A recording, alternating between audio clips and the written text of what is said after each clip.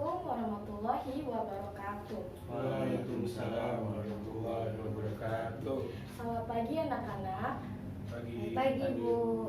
Apa kabarnya hari ini? Alhamdulillah baik. Alhamdulillah. Semoga anda sekalian senantiasa dalam keadaan sehat walafiat. Amin. Amin. Jadi rasanya ibu di sini dalam satu ruangan ini bersama anda sekalian. Yang tentunya kita akan melakukan kegiatan yang sangat amat bermanfaat. Amin. Ibu teringat satu kata pepatah, yaitu tak kenal maka tak sayang. Insya Allah jika kita saling mengenal, kita akan saling menyayangi, menghormati dan menghargai satu sama lain. Untuk itu, perkenalkan, nama Ibu Nurul Latifah, biasa dipanggil Ibu Lulu. Ibu berasal dari Jakarta. Sekarang ini Ibu adalah salah satu mahasiswi bimbingan dan konseling di Universitas Indraprasta PGRI. Itu Ibu ingin mengenal lebih jauh tentang kalian. Nah, sebelumnya itu Ibu absen dulu ya. Melati Francisca Hadir. Safadila Hadir, Bu. Ahmad Hambali, Hadir. Ciko. Hadir, Bu. Alhamdulillah semuanya hadir ya. Anda sekalian, dalam kesempatan kali ini kita akan melakukan salah satu layanan bimbingan konseling, yaitu layanan informasi. Tujuan dari layanan informasi ini adalah agar siswa dapat mengetahui dan memahami tentang apa saja layanan informasi itu dan informasi yang diberikan, dan manfaat informasi dalam penyelesaian masalah. Ada yang tahu gak sih apa itu layanan informasi? Dari kata informasinya saja terlebih dulu. Informasi adalah pemberitahuan, Bu. Baik, email ada lagi? Bisa juga kabar berita tentang sesuatu, Bu. Baik, bisa Ciko. Terus ada lagi?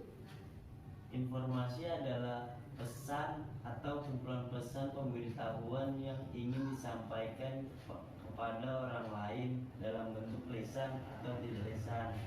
Oke, terima kasih penjelasannya.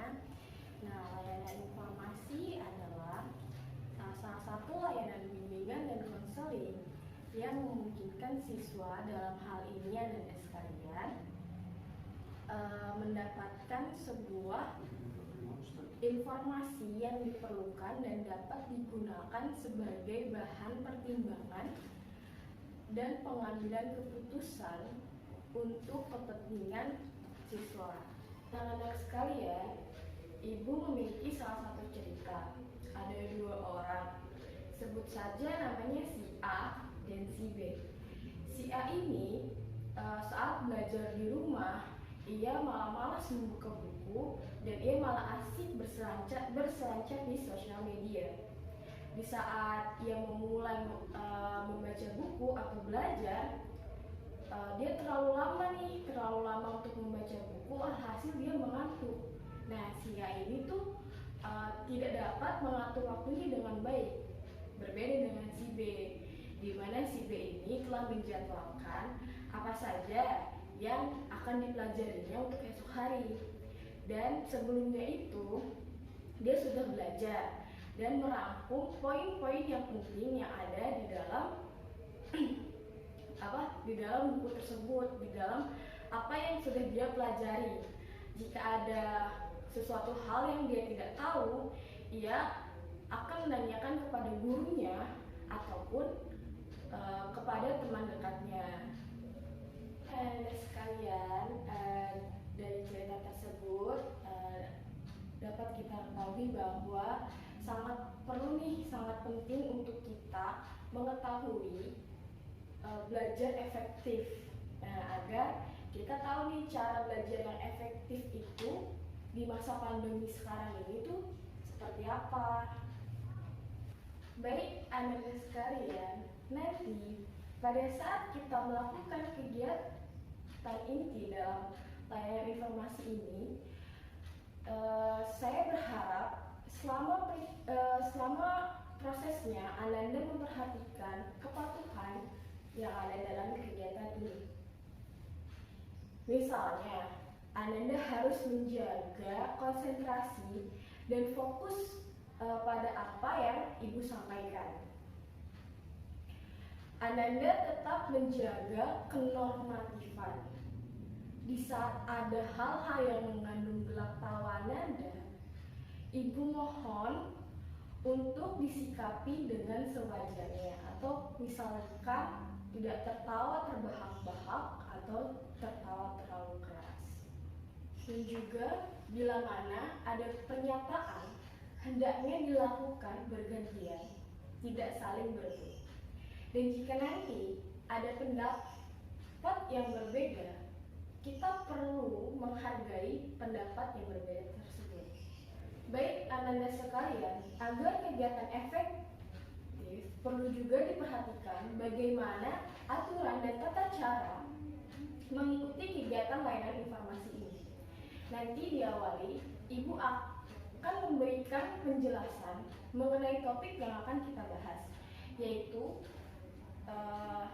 cara belajar efektif di masa pandemi COVID-19.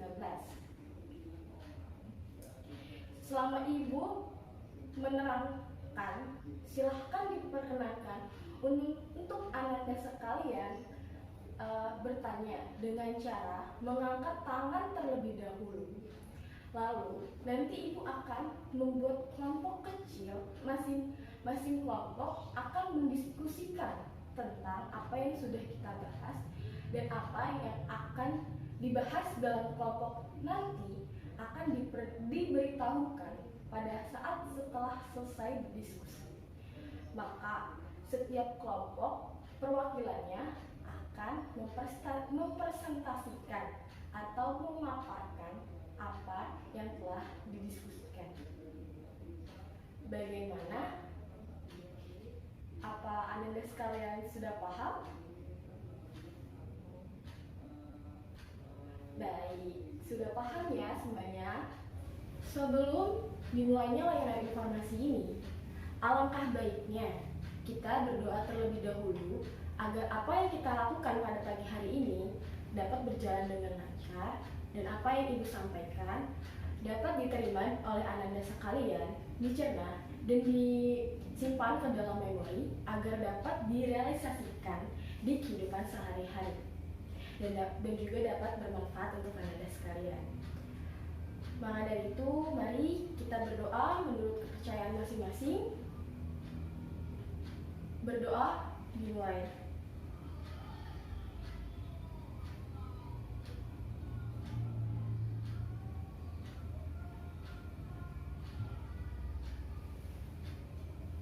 Berdoa selesai.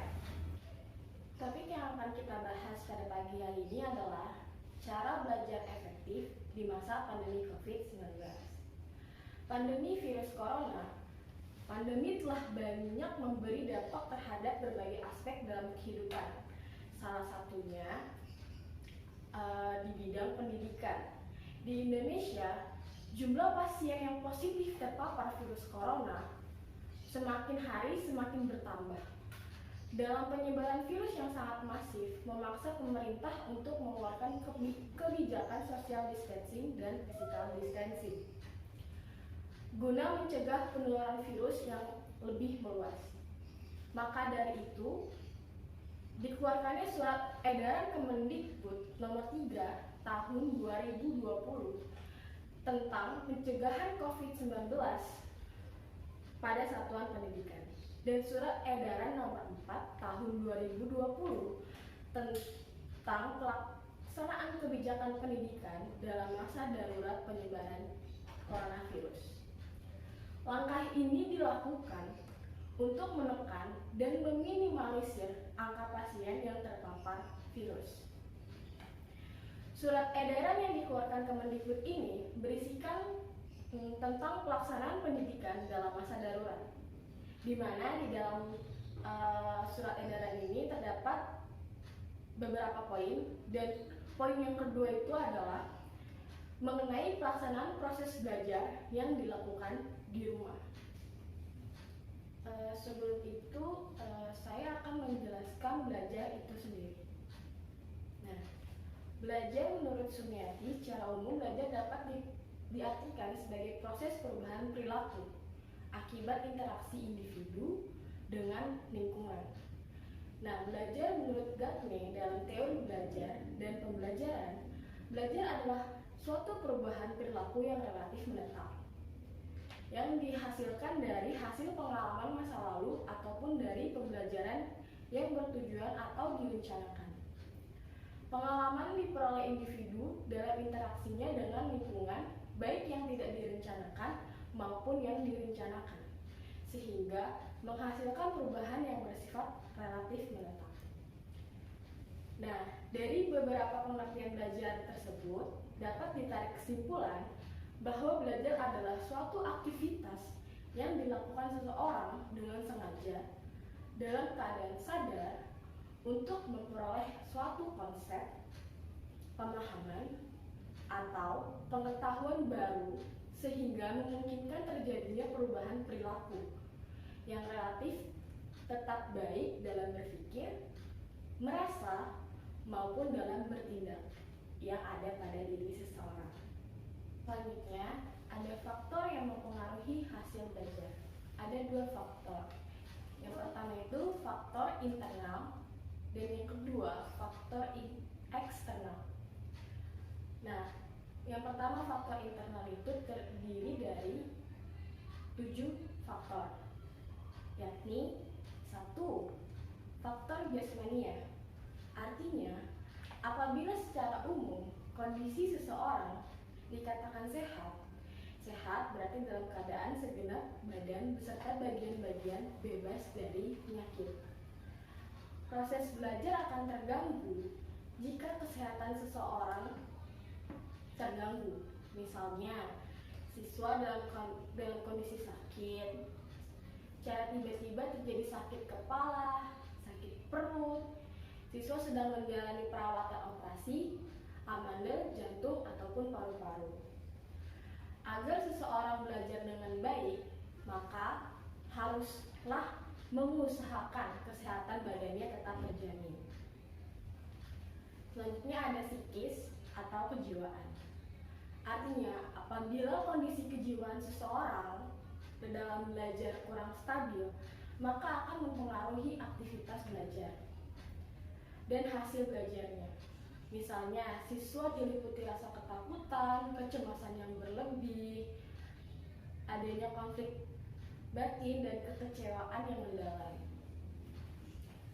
Yang ketiga, adanya kemauan atau niat yang muncul dari dalam diri individu. Dan kemauan atau niat tersebut benar-benar tulus, maka akan mempengaruhi aktivitas belajar dan hasil belajarnya. Misalnya, siswa niat belajar dengan sungguh-sungguh karena ingin belajar atau sekolah. Itu merupakan suatu kebutuhan dari diri sendiri apabila ingin mencapai masa depan yang gemilang.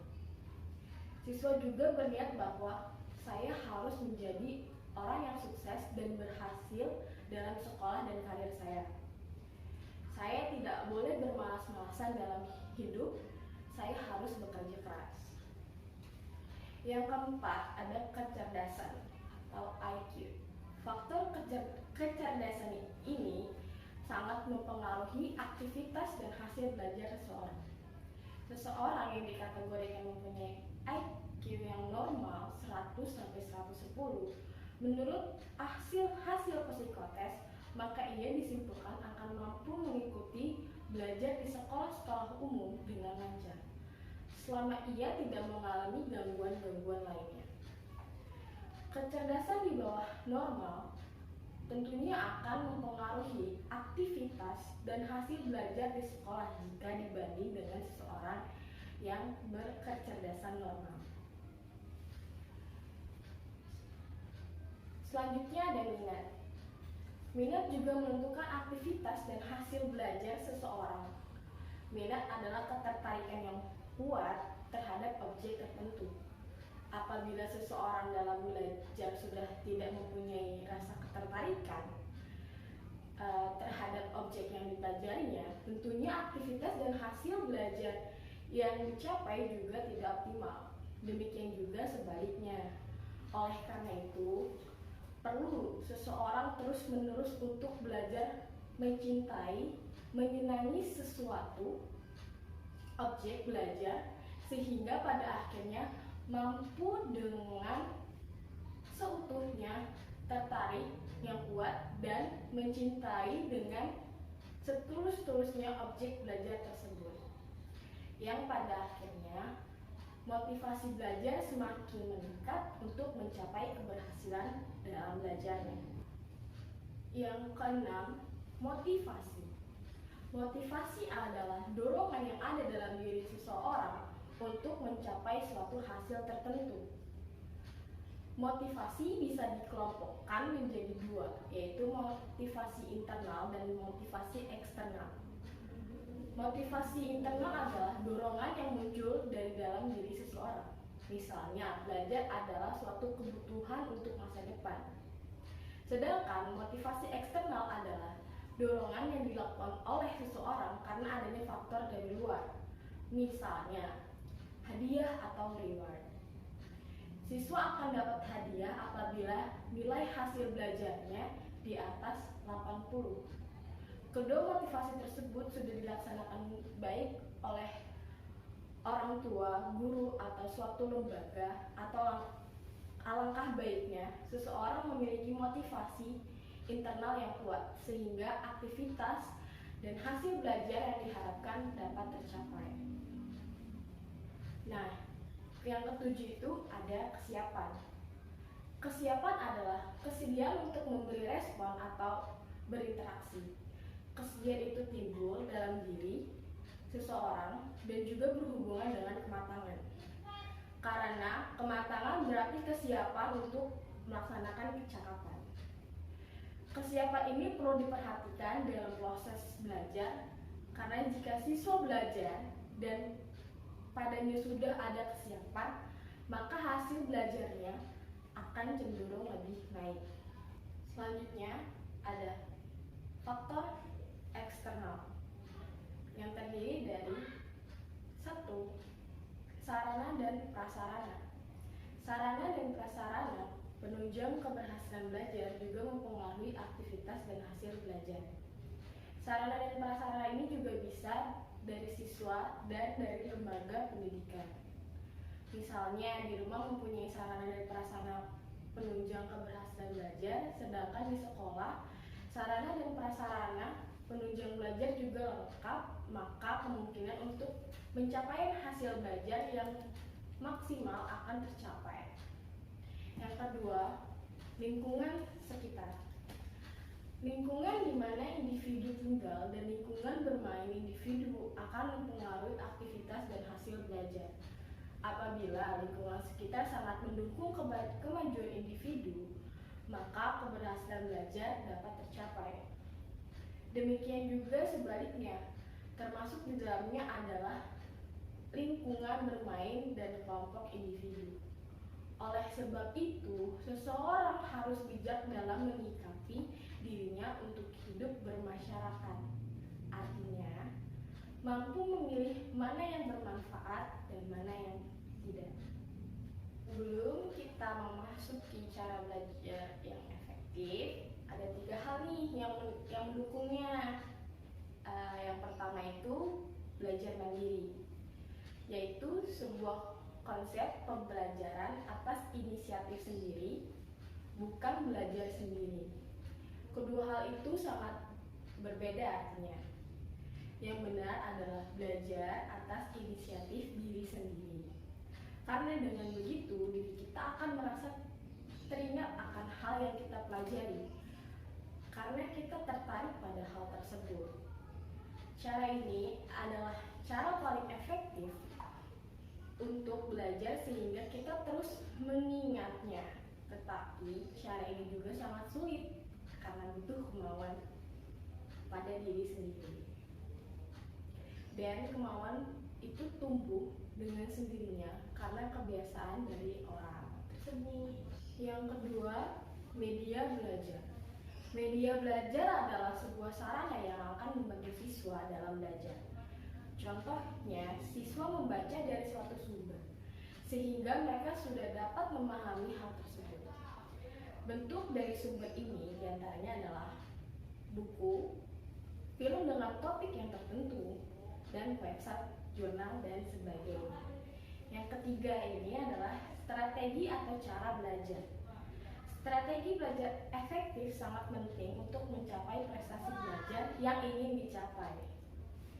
Baik, anak-anak sekalian, selanjutnya itu adalah cara belajar efektif di masa pandemi COVID-19.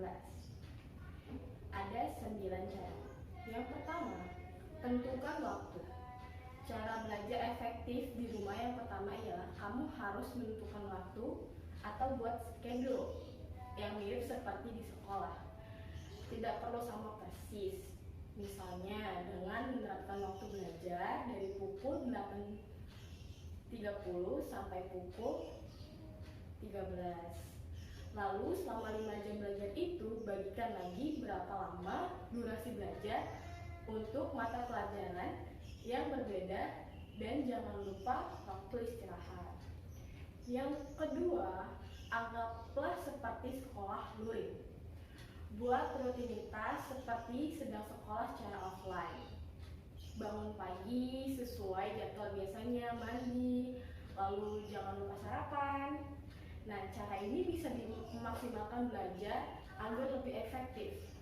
Secara tidak langsung, otak dan tubuh akan menganggap pembelajaran daring seperti tatap muka. Nah, yang ketiga, buat suasana belajar yang nyaman. Yang perlu Anda lakukan pertama adalah bagaimana cara yang membangun suasana belajar yang nyaman. Ada banyak cara untuk membuat mood belajar itu muncul. Di antaranya adalah Anda bisa belajar sambil mendengarkan musik, belajar di tempat-tempat yang nyaman, misalnya di ruangan yang ber-AC. Nah, yang keempat ini adalah memodifikasi ruang belajar. Dilansir dari laman resmi Washington University, penting untuk memisahkan ruang belajar dengan ruang rekreasi. Usahakan tempat belajar dengan kamar tidur terpisah. Hal ini bisa meminimalisir rasa malas karena ingin rebahan di tempat tidur. Nah, hasilnya belajar Anda bisa lebih efektif karena minim gangguan. Kan kalau dari pembelajaran dari ini kan biasanya belajarnya di kamar nih atau di rumah. Nah, ganti nih modifikasi ruang belajarnya. Nah, dipisahin gitu kan. Nah, memisahkan ruang belajar ini dapat memaksimalkan istirahat pelajar. Nah, saat istirahat mereka tidak akan terbayang-bayang tumpukan buku dan tugas di meja belajar. Cara yang kelima yaitu rapikan meja belajar. Nah, di saat pandemi saat ini kan belajarnya di rumah nih. Nah, dalam momen ini tuh bisa sekaligus kamu gunakan untuk ajang bersih-bersih loh, dan membuang benda-benda yang sudah tidak diperlukan. Pastikan meja belajar kamu cukup luas dan lenggang supaya kamu bisa belajar dan berkreasi dengan bebas. Sediakan juga tempat sampah di dekat meja belajar. Nah, yang keenam ini cari media belajar yang tepat. Selain mendapat materi-materi belajar dari sekolah, selama school from home pun kamu tentu tetap membekali diri kamu dengan media-media belajar lain yang tepat. Misalnya seperti Kuiper, e-book, dan ruang guru.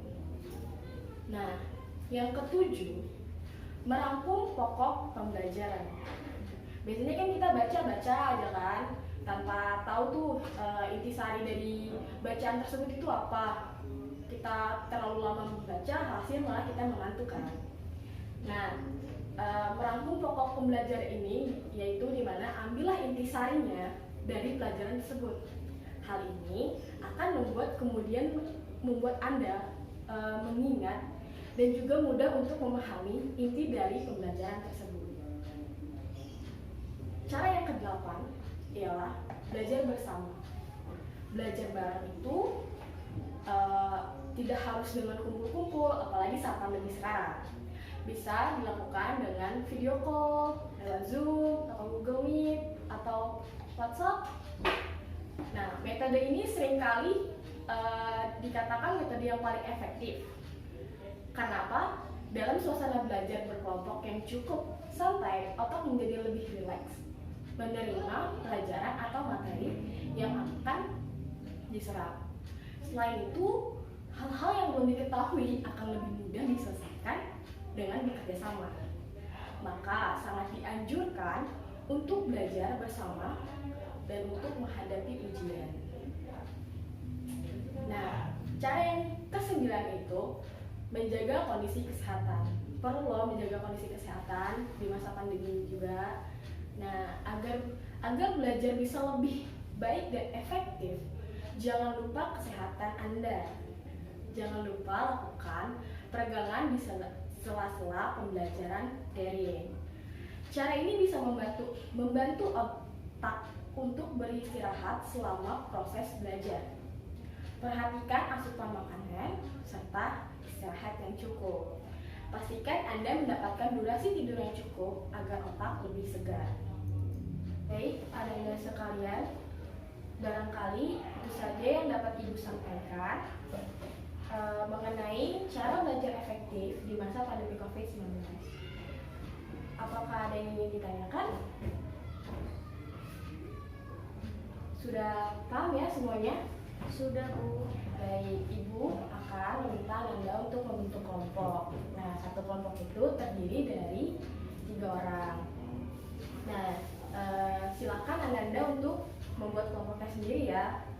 Nah, tugasnya itu adalah mendiskusikan tentang apa kalian sudah menerapkan cara belajar yang efektif, dan jika sudah, apa yang kalian lakukan.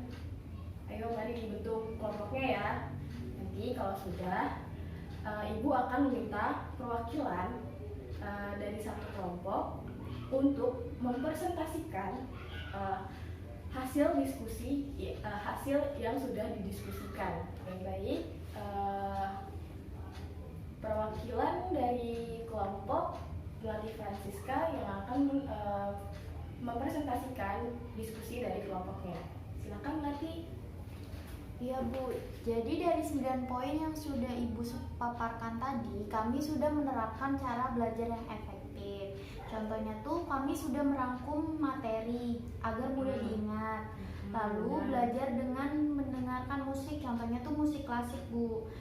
Lalu kami juga sudah membuat jadwal belajar mandiri di rumah. Iya, pintar sekali semuanya. Terima kasih Melati, terima kasih untuk Anda sekalian yang sudah mempresentasikan. Presentasinya sangat bagus, sangat baik. Ibu sangat mengapresiasikan. Dan juga sudah banyak ya dari kalian yang telah menerapkan belajar yang efektif di masa pandemi ini. Nah, untuk itu Ibu berharap semoga Anda sekalian dapat mengamalkan belajar yang efektif di masa pandemi COVID ini agar Anda sekalian dapat belajar lebih fokus dan tidak terhambat hal lainnya. Untuk itu, dari hasil diskusi yang sudah kita lakukan, apakah ada yang ingin ditanyakan lagi? Sudah paham ya semuanya? Sudah, Bu. Baik, Anda sekalian, mari kita simpulkan dari pembahasan materi yang sudah kita bahas sebelumnya. Nah, kesimpulannya itu tadi terdapat 2 faktor yang mempengaruhi hasil belajar ya, yaitu yang pertama faktor internal dan faktor eksternal. Nah, Ibu mau nanya nih, tadi kan udah dijelasin tuh cara belajar yang efektif di masa pandemi COVID-19 ini. Ada berapa saja ya? Ada yang bisa jawab? Saya, Bu. Ada berapa? Ada 9. Kira-kira manfaat yang Anda rasakan setelah melakukan yang layanan informasi ini, apakah topik yang kita bahas ini bermanfaat? Bermanfaat, Bu. Alhamdulillah, berarti topik yang kita bahas ini cukup bermanfaat ya untuk Ananda sekalian. Iya, Bu. Baik, demikian materi tentang cara belajar efektif di masa pandemi COVID-19 ini, dan itu saja yang dapat Ibu sampaikan. Mudah-mudahan informasi yang Ibu sampaikan dapat Ananda wujudkan dalam kehidupan sehari-hari. Baik, Ananda sekalian, kita tutup layanan informasi ini dengan mengucapkan rasa syukur, yaitu Alhamdulillahirabbil alamin. Sampai jumpa di pertemuan selanjutnya. Itu saja yang dapat saya sampaikan. Kurang lebihnya mohon maaf. Terima kasih atas perhatiannya. Billahi taufiq wal hidayah. Wassalamualaikum warahmatullahi wabarakatuh. Waalaikumsalam warahmatullahi